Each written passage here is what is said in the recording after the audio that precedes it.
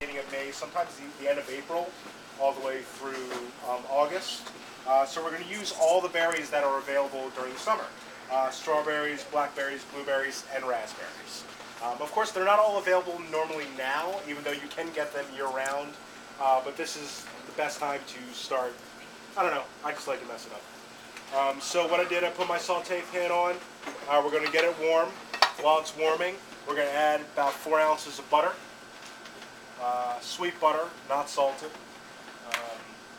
If you want to use salted butter, by all means, use salted butter. I just don't like to use it because you can always add salt. You can never take it away. So, just to make it go a little bit faster.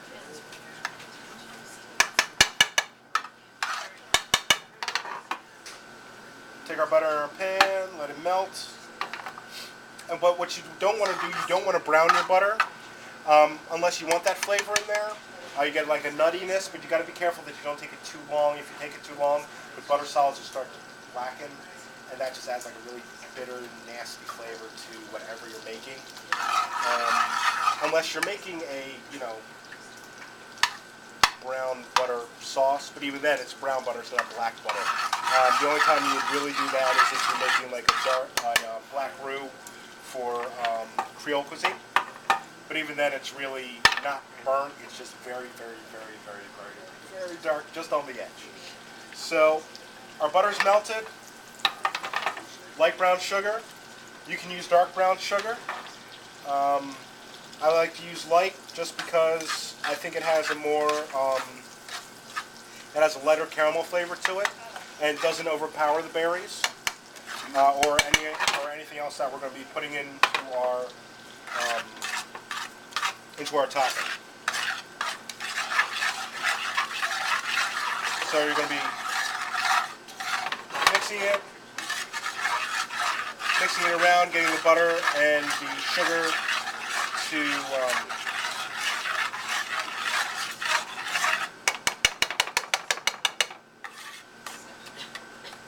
there we go. Okay. I love that hamburger. Wow, that was like, whoa. Thank you.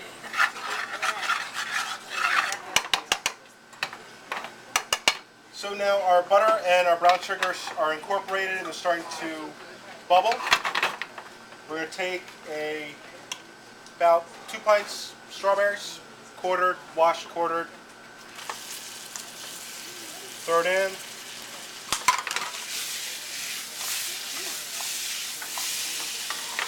Toss, be very careful tossing. Once again, if you want to use a spoon, use a spoon. High temp rubber spatula, use that as well. Then we're going to throw in our blackberries. Now if you notice, I'm sorry, wait, blueberries, my bad.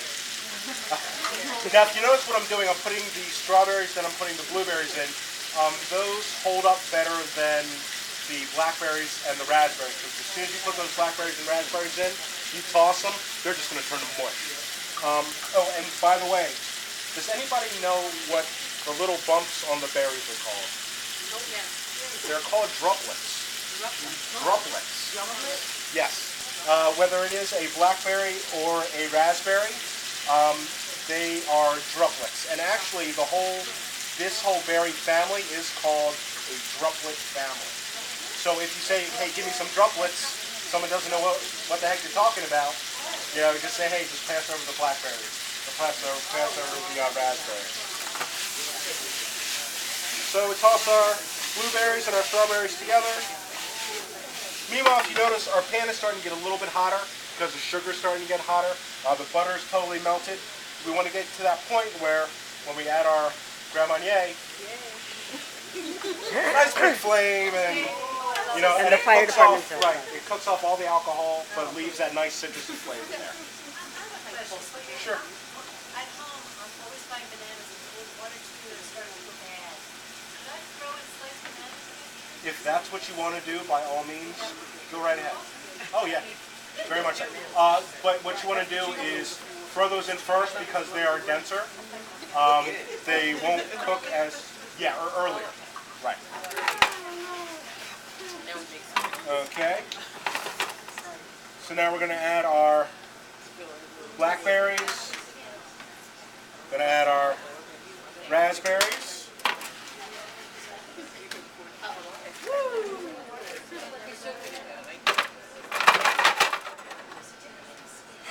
And I only tossed it twice. Now I'm going to let it cook a little bit.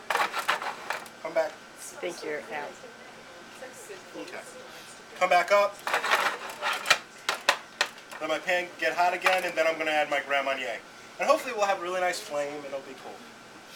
But if we don't, I apologize for that. Yeah. And the fire department is right next door, so Yes. yeah, we should be okay. We should be all right. And, now, what you can do, if you don't want to add Grand Marnier or any kind of liquor to it, just pull it off, you're done. Serve it over top of your shortcake with a fresh dollop of hand whipped cream, which is what I actually did earlier. I didn't think you really wanted to see me kind of struggling over whipping cream, but you know, if you really want me to, I still have some cream in the back. What's that? Okay. So now we're going to add our, now our pan's hot, we're going to add our Grand Marnier, and hopefully it'll, there we go. Okay, well, this didn't go up, but it's still, you know, yeah, that's it, yay, okay. It's a little shy. It was a little shy, it didn't go boom, but whatever. It'll work. So yeah, so we add our Grand Marnier, let it flame up, so that way all the alcohol cooks off, but you're left with that citrusy, orange, nice flavor that complements all the different berries that are there. And it also gives you a little bit of sauce that's in there to wet your shortcake. If you don't think that there's enough, you know, juice for yourself, what you can do is with your shortcake, add a little bit of triple sec to the shortcake. Maybe throw some rose water on top of it. Maybe